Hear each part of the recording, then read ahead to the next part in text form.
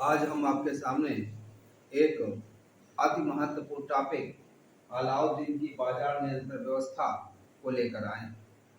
अलाउद्दीन के समय में भारत में मंगोल आक्रमण हो रहे थे और अलाउद्दीन स्वयं एक साम्राज्यवादी था। वो अपने राज्य की सीमाओं को बढ़ाना चाह रहा था, जिसके लिए एक स्थायी सेना की आवश्यकता थी। अलाउद्दीन के पहले सैनिकों को नगद वेतन देने की कोई व्यवस्था नहीं थी।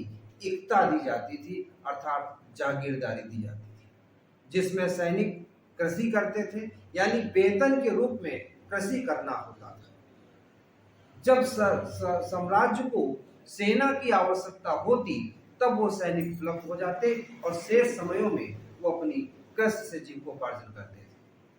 अलाउद्दीन ने इस बात को महसूस किया कि उन सैनिकों को हम नगद वेतन दें और उनकी भर्ती स्थायी तौर पर करें, जिसका कि उल्लेख जियाउद्दीन बर्नी ने अपनी पुस्तक तारीख फिरोजशाही में बड़े विस्तार से की। जियाउद्दीन बर्नी के अलावा अमीर खुसरो और इब्न बतूता ने भी इसकी चर्चा बड़े विस्तार से की है। अमीर खुसरो ने कहा है कि अलाउद्दीन की बाजार नियंत्रण व्यवस्था का मुख्य उद्देश्य जन कल्याण था। वास्तव में ठीक महसूस नहीं होता। क्यों? क्योंकि अलाउद्दीन की जो बाजार नियंत्रण व्यवस्था है वह उसके सिर्फ सैनिकों के लिए थी, न कि आम जनमानस के लिए, जिसका कि विस्तृत उल्लेख जियाउद्दीन बर्नी ने अपनी पुस्तक तारीख फिरोजशाही में की। उसने एक नायक की नियुक्ति की थी जो गन्ने के व्यापार, गन्ने का बाजार का नियंत्रण करता था। उसने सराय ए अदल नामक एक बाजार की नियुक्ति की, जहां पर खाद्यान्न से संबंधी बाजार होती थी, जहां पे आपको ये शक्कर, आपका जो बाजार नियंत्रण चीजें, वस्त्र, जड़ी बूटी आदि चीजें उपलब्ध हो जाती थी। खाद्यान्न के लिए उसने सहना ए मंडी नामक एक कर्मचारी की नियुक्ति की। खाद्यान्न के लिए सहना ए मंडी की नियुक्ति की, और जिसके जो सहना ए मंडी के नियंत्रण में ही ये होता था, जो सहना ए मंडी के नियंत्रण में ही होता था। यानी कि उसने एक अदल की नियुक्ति की जो गन्ने का बाजार था। उसने सहना ए मंडी, जहां पर शक्कर यानी चीनी, जड़ी बूटी आदि, वस्त्र आदि जैसी चीजें मिलती थी। इसके अलावा उसने बाजार नियंत्रण की जो समूची व्यवस्था है, जो पूरा बाजार नियंत्रण व्यवस्था है, वो दीवान ए रियासत के अंडर में थी। यानी समूची जो रियासत की बाजार नियंत्रण व्यवस्था थी, चाहे वो अदल हो, चाहे वो सहना मंडी हो, सब कुछ दीवान रियासत के अंडर में थी। उसका जो बाजार नियंत्रण व्यवस्था है उसकी वो पूरी सूचना रखता था। बाजार नियंत्रण व्यवस्था की अलाउद्दीन पूरी सूचना रखता था, और इसके लिए उसने बरीद की नियुक्ति की थी। बरीद क्या थे? ये गुप्तचर थे।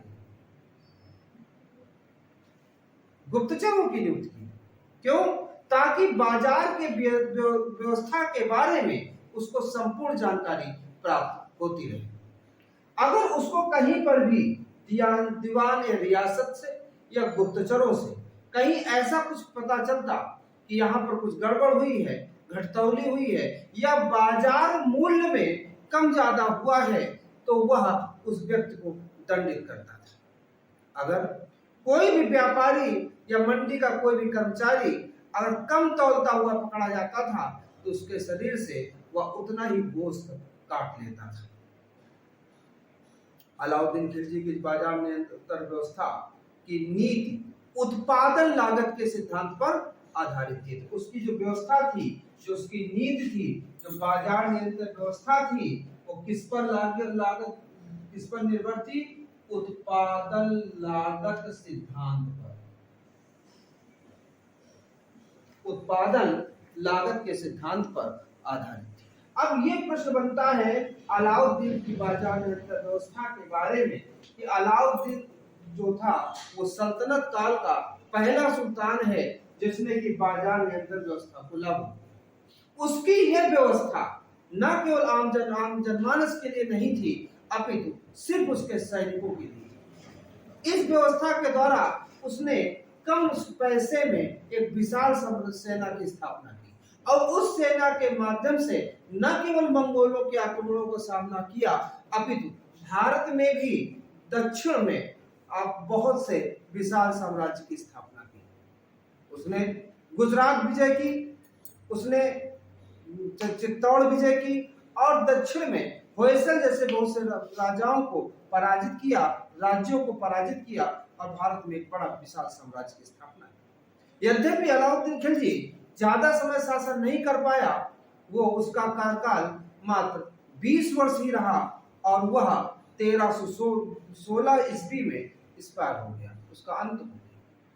लेकिन उसकी यह बाजार नियंत्रण व्यवस्था ने उसको सदैव के लिए अमर बना दिया, क्योंकि यह बाजार व्यवस्था आज आधुनिक समय में सैनिकों को जो कैंटीन व्यवस्था है, जो कैंटीन व्यवस्था जिसमें सैनिकों को कम पैसे में चीज उपलब्ध हो जाती है, यह सबसे पहले लागू करने वाला अलाउद्दीन खिलजी था।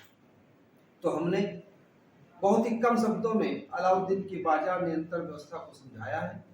अगर आपको अच्छा लगा हो लाइक करें, शेयर करें, सब्सक्राइब करें। धन्यवाद।